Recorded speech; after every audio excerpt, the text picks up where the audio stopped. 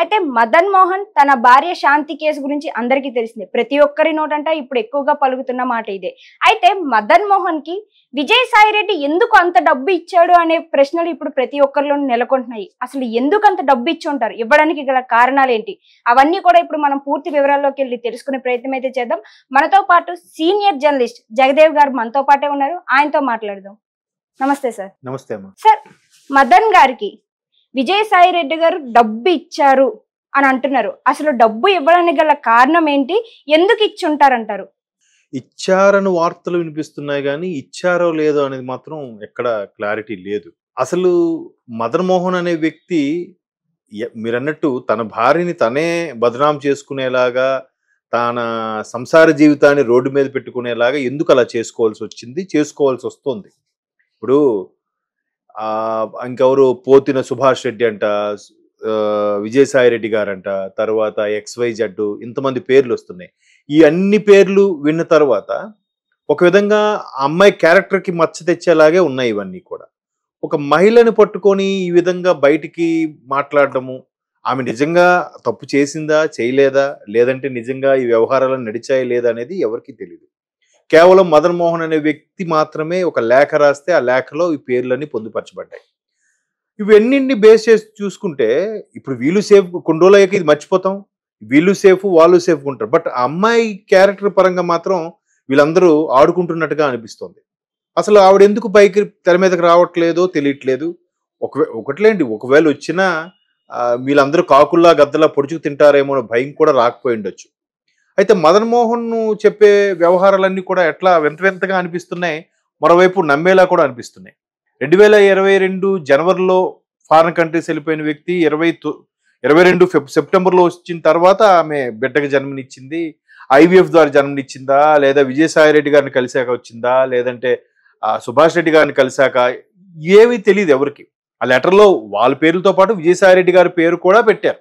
మిగతా వాళ్ళు ఎవరూ తెలియదు కానీ విజయసాయి రెడ్డి గారు ఒక బాధ్యత గల ఎంపీగా ఉన్నారు, పైగా ఒక గ్రేట్ ఆడిటర్, ఒక మంచి లెజెండరీ, అంటే ఒక పార్టీలో నెంబర్ 2 స్థానంలో ఉండే వ్యక్తి.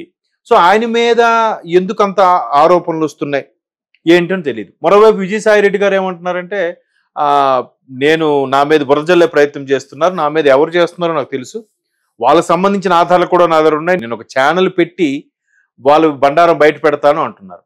మరోవైపు మదన్ మోహన్ ఏమంటున్నాడు, నిజంగా మీరు తప్పు చేయకపోతే DNA టెస్ట్కి సిద్ధమా, DNA టెస్ట్లో మీరు కాదని తేలితే మీకు నిజంగా క్షమాపణ చెప్తాను అంటున్నాడు ఆయన. ఎందుకు అలా చెప్పాల్సి వస్తుంది?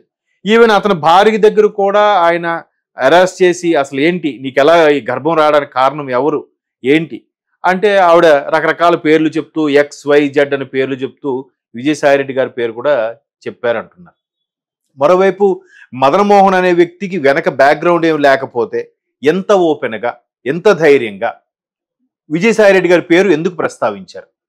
గతంలో విజయసాయి రెడ్డి గారు కూడా మదన్ మోహన్కి చాలా ఏదో ఒక సందర్భంలో కొన్ని కోట్ల రూపాయలు ఇచ్చారన్నట్టుగా ఆల్రెడీ అధికార పక్షంలో అభియోగాలు నోపుతున్నారు. ఎవరో కాదు, మన ఆనం వెంకటరమణారెడ్డి గారు విజిలెన్స్ ద్వారా దీనికి ఎంక్వైరీ చేయించాలి, గతంలో మదన్ మోహన్కి ఈయనకి ఏం లావాదేవీలు లేకపోతే ఇన్ని కోట్లు ముట్ట చెప్తారు.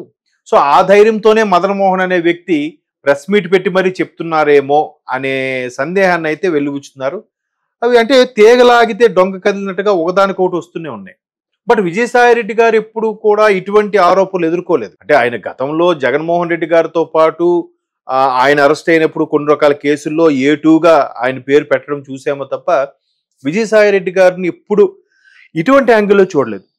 అంటే ఈయన కావాలనే ఇరికిచ్చే ప్రయత్నం చేస్తున్నారా అనే సందేహం ఒక వెర్షన్. ఇంకో వెర్షన్లో వైసీపీలో గతంలో ఉన్న మాజీ మంత్రులు కానీ మాజీ ఎంపీలు కానీ కొంతమంది ఇట్లాంటి అమ్మాయిలతో అసభ్యకరంగా ప్రవర్తించడం, అమ్మాయిలతో అసభ్యకరంగా ఫోన్లో మాట్లాడింది యూట్యూబ్లో మనకి ఆడియో లీక్స్ కూడా వచ్చాయి, చాలా సందర్భాలు చూసాం.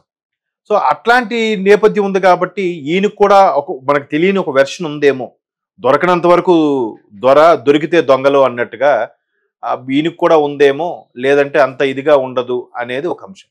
బట్ విజయసాయి రెడ్డి ఇప్పుడు DNA టెస్ట్కి వచ్చేయండి అనగానే ఎవరు వెళ్ళిపోరు కదా, దానికి కోర్టులో వాళ్ళు కోర్టు ద్వారా అయితే కానీ ఎవరు చెప్పలేం. సో ఈవిడ కూడా గతంలో విజయసాయి రెడ్డి గారిని కలిశాను, ఆ తర్వాత 2-3 సార్లు ఆయన కలవడం జరిగింది, ఏదో పర్సనల్ వర్క్ మీద కలిశారు.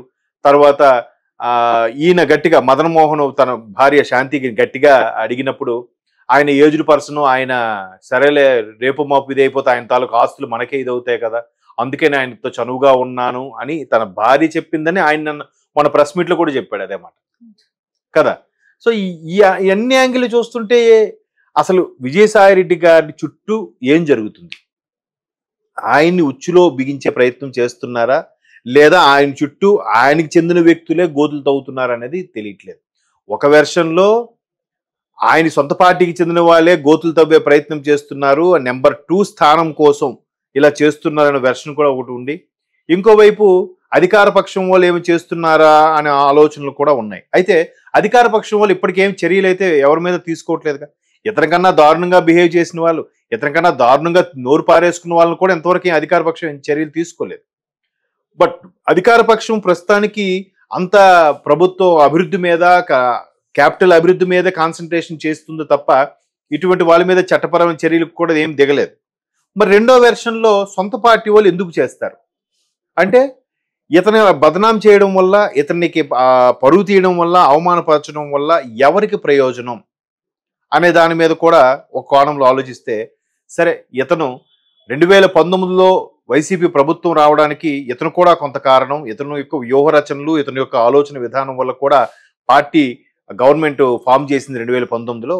బట్ 2024లో ఎందుకు పోయిందంటే ఇతను కీలకమైన లేరు, వేరే వ్యక్తి ఎవడో వచ్చాడు దానివల్ల కూడా పోయిందనే వార్తలు కూడా వైసీపీ శ్రేణులు ఎక్కువగా రావడం.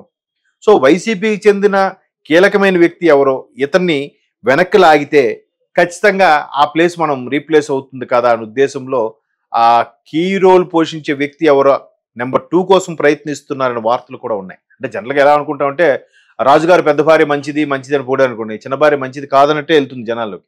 అరే ప్రతిసార్లు ఆవిడని పొగుడుతున్నారు, మనల్ని పొగడట్లేదు, సో ఆవిడకి ఏదో మచ్చ అంటిద్దాం, వాడి మీద బురద జల్లుదాం, అప్పుడు ఆవిడ వెనక్కి లాగితే మనమే కదా ప్రేయట్. అప్పుడు ఏమంటారు, పెద్దయి కానీ పెద్దంతో పోల్చితే ఇంక చిన్నదయ్యే బెటర్ రా అని అనిపించుకోవాలని ఎవరో సొంత పార్టీ వాళ్ళే ఈ విధంగా చుట్టూ గోతులు తవ్వే ప్రయత్నం చేస్తున్నారు అనే వార్తలు కూడా వినిపిస్తున్నాయి. మేబీ విజయసాయి రెడ్డి గారు ప్రెస్ మీట్ లో కూడా అదే చెప్పారు.